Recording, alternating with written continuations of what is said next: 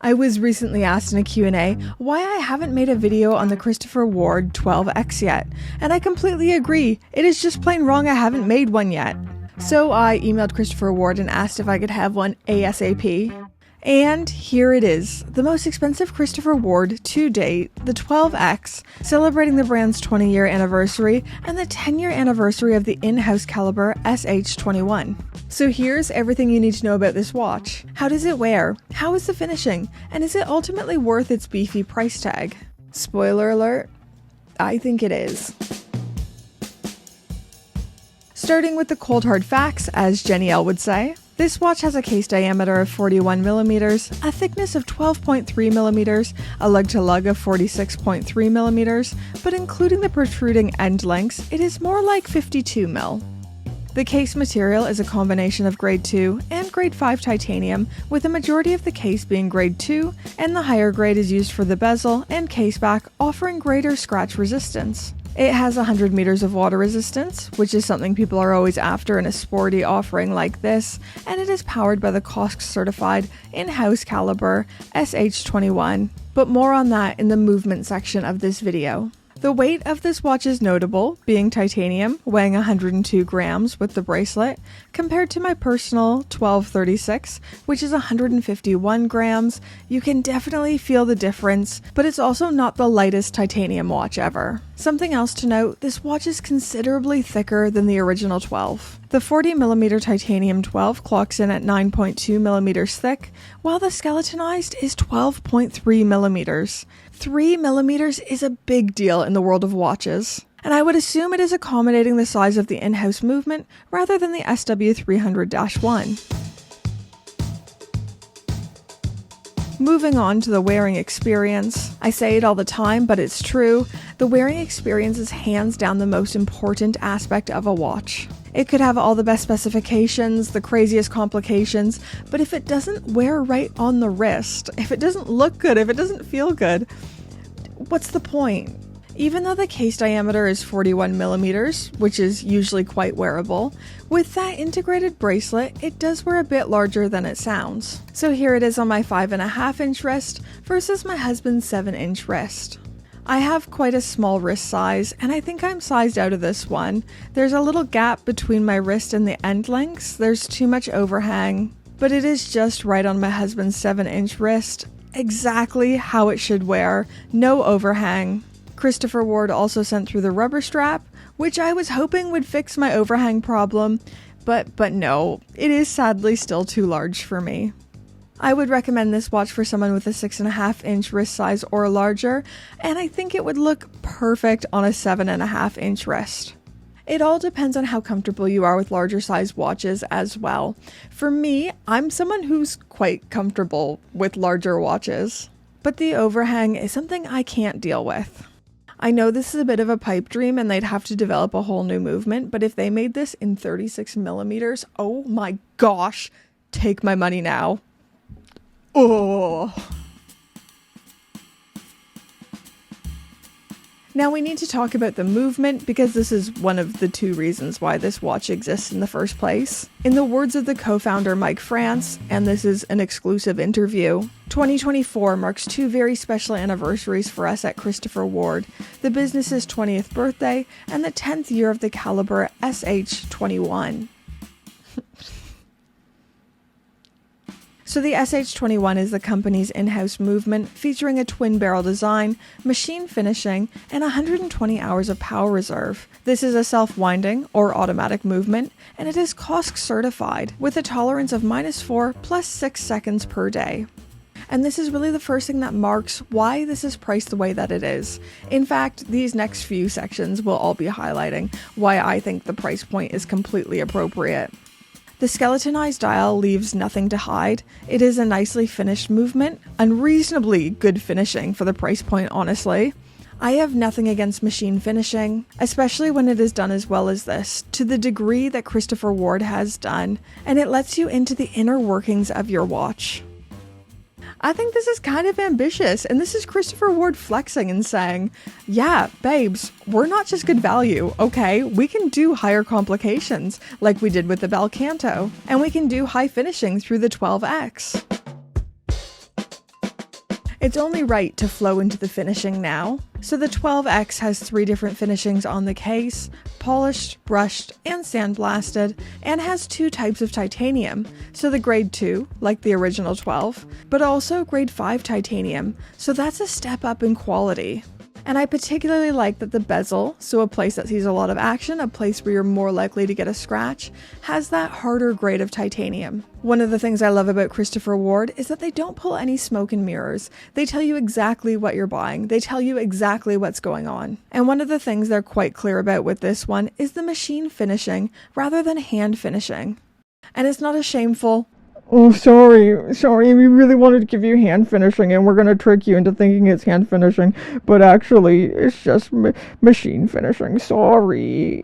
They give us more of an education on why watch geeks shouldn't write off machine finishing. Each exposed part is finished to a higher standard than ever, and according to Jorg Bader, the head of product, this demands the highest quality CNC machines, as any vibrations will leave wrinkles on the surface, but get it right and the results will almost match the most perfect hand polishing.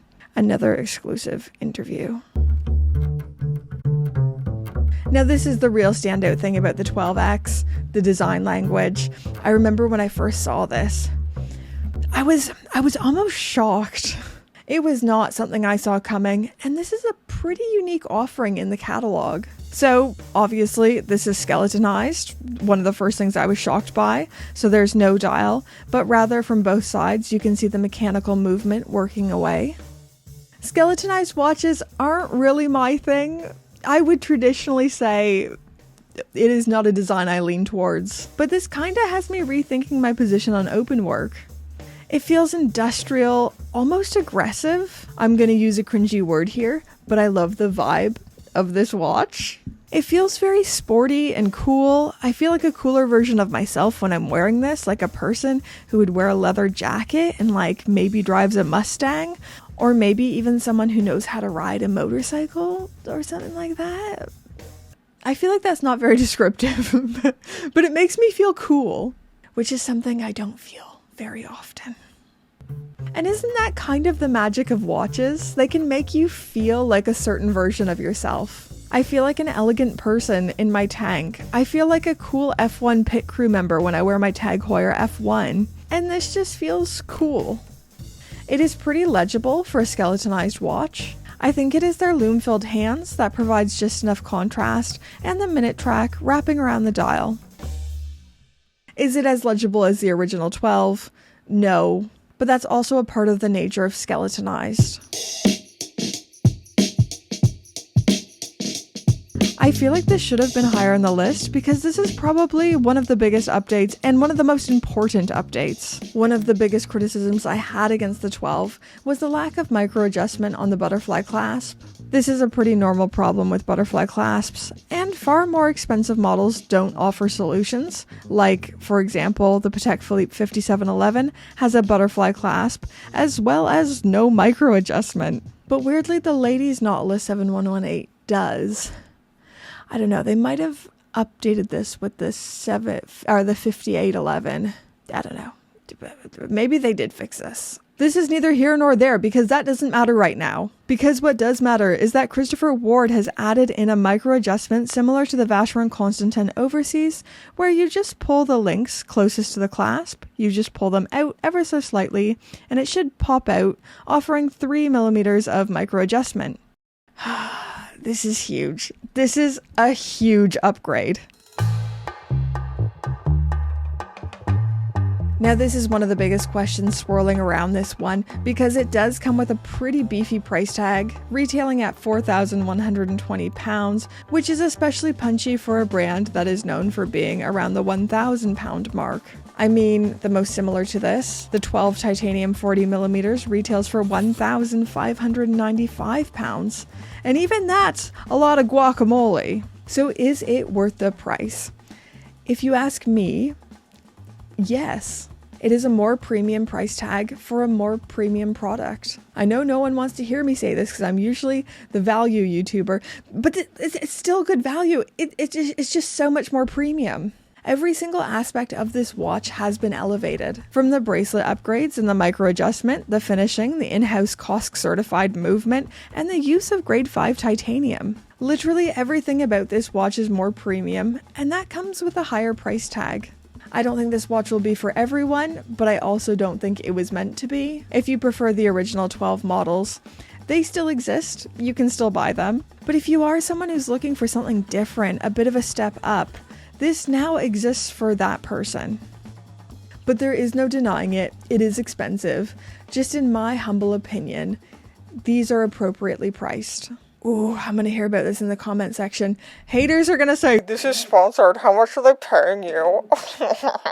This is absolutely not sponsored by Christopher Ward. I will always make sure I say if something is sponsored. This is not. I just really freaking like this. I think this meets something different in their catalog and kind of maybe shows us what Christopher Ward might be cooking up for the future. It really feels like they're not resting on their laurels. They're getting experimental. They're trying new things. And I'm all about that. Maybe you want to stop resting on your laurels and level up professionally, learn a new skill, or refresh on something you've learned before. And today's fabulous video sponsor, Brilliant, can help with that. Brilliant is the STEM learning platform where you learn by doing, with thousands of interactive lessons in math, data analysis, programming, and AI. Brilliant isn't boring lectures or making you regurgitate information. It is hands-on and actually fun.